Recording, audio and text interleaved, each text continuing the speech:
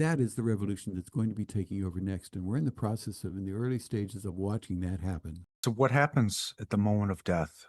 From your experience, what happens?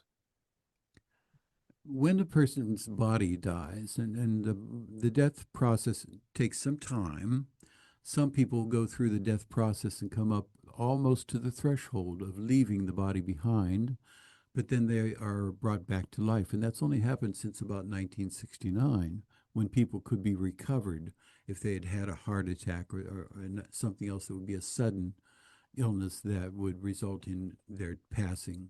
Then after that period of time, then when people were brought back from the brink of passing, then they would describe near-death experiences.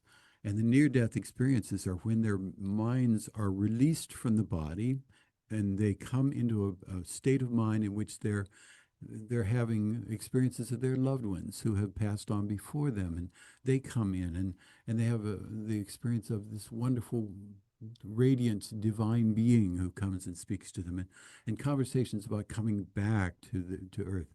And so then people began to realize that there is more to life than just this life, and that's just at the threshold. But then we started within the 20th century to have more afterlife communication. So we began communicating with the people who had made the transition. They went all the way through, past the near-death experience, into the next life.